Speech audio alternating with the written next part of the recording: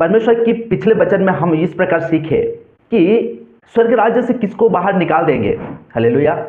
और हम देखते हैं कि जिसके ऊपर या जिसके माथे में यीशु मसीह का लहू नहीं है, या वो बारात का कपड़ा अगर नहीं पहना है, तो उसको क्या किया जाएगा? उसको स्वर्ग राज्य से बाहर निकाल दिया जाएगा। और हम देखते हैं कि जिसके ऊपर यीशु मसीह का लहू है, जो यीशु मसीह का वचनों पे चलता है, जो यीशु मसीह का वचनों को मानता है, उसको क्या किया जाएगा? स्वर्ग राज्य के अंदर लिया जाएगा।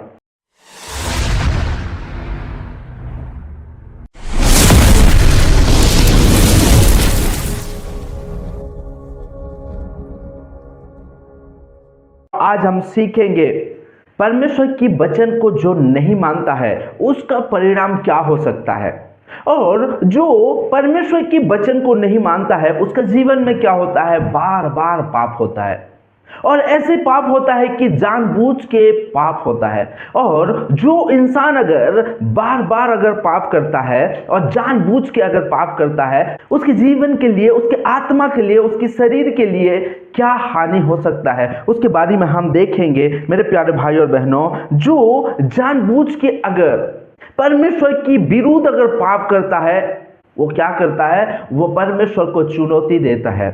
हम देखते हैं बाइबल में कि परमेश्वर को बहुत सारे लोग चुनौती दिए हैं, लेकिन परमेश्वर के सामने कोई भी टिक नहीं पाए। उसी प्रकार हम अगर परमेश्वर की वचन को अगर जानते हैं, हम अगर परमेश्वर की वचन को अगर मानते हैं, और जानबूझ के अगर हम अगर गलती करेंगे, तो हम परमेश्वर को चुनौती देते हैं। और परमेश्वर को चुनौती देना मीन्स नरक में जाने का रास्ता को चुन लेते हैं, जो परमेश्वर को चुनौती देते हैं।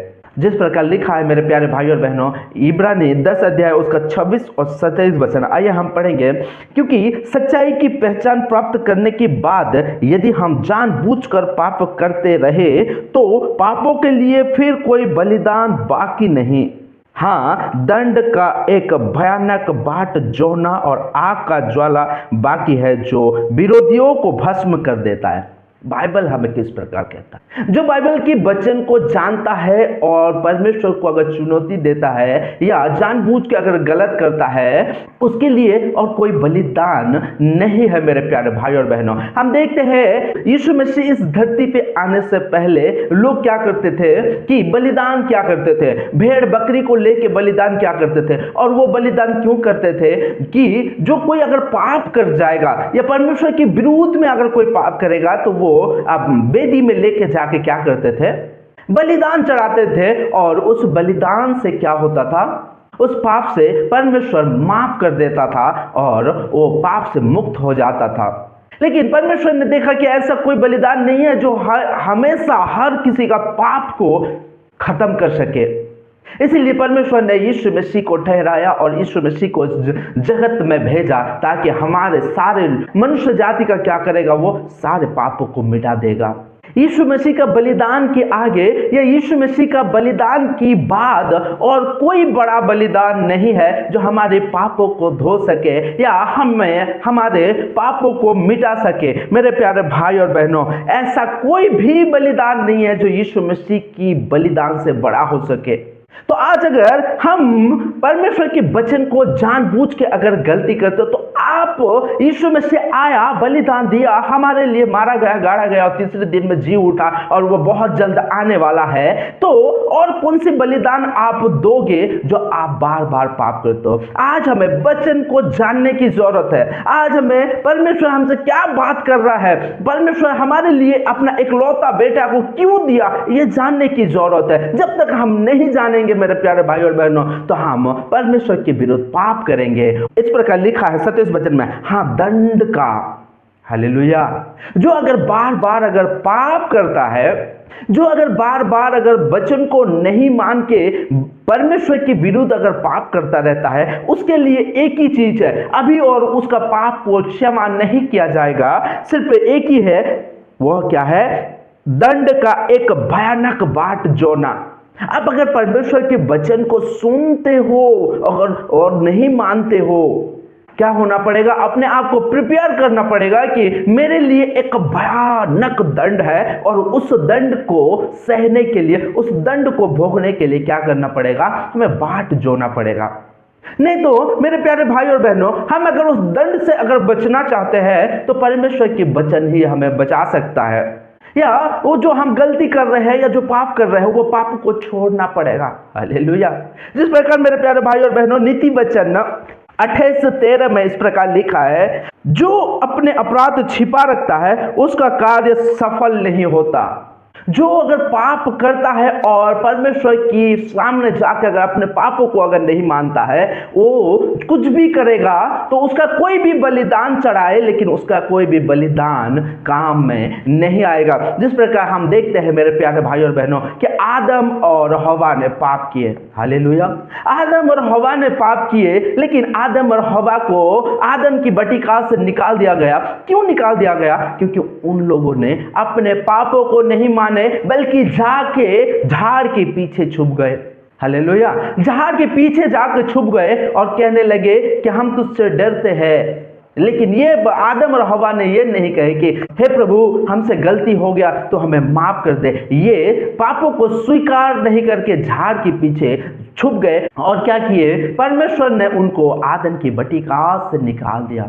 मेरे प्यारे भाई और बहनों, लेकिन ना इस प्रकार लिखा है, परंतु जो उनको मान लेता और छोड़ देता है उस पर दया की जाएगी। हालेलुया। जो उसको मान लेता है, मान लीजिए हम अगर कोई पाप कर लिए, किसी को गाली गलौज कर दिए, किसी को मार दिए, किसी को अगर कुछ भी अगर परमेश्वर के विरुद्ध अगर हम पाप कर लिए, अगर उस पापों को हम स्वीकार करते हैं कि प्रभु मुझसे भूल हो गया, प्रभु मुझसे गलती हो गया तो मुझे माफ कर दे, और वो काम जो हम काम किए हैं वो काम को छोड़ देते हैं, तो परमेश्वर क्या करेगा? हम पर वो हम पर दया करेगा। जैसा कि लिखा है, परंतु जो उनको मान लेता और छोड़ भी देता है उस पर दया की जाएगी। किस पर? जो दंड, जो भयानक जो दंड है मेरे प्यारे भाई और बहनों, हम अगर पाप करते हैं और पाप करने के बाद भयानक दंड हमारे खोज में है या उसकी प्रतीक्षा हमारा कर रहा है, तो वो भयानक दंड से परमेश्वर क्या करेगा? हमें दया करेगा। हालेलुया।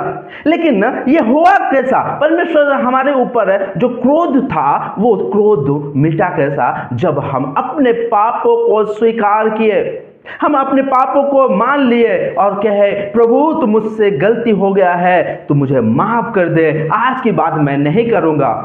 ये पापों को स्वीकार करके हम अगर वो जो पाप किए थे वो पाप को अगर हम छोड़ देंगे, मेरे प्यारे भाई और बहनों, परमेश्वर दयालु परमेश्वर है, वो दया करता है और वो जरूर दया करेगा।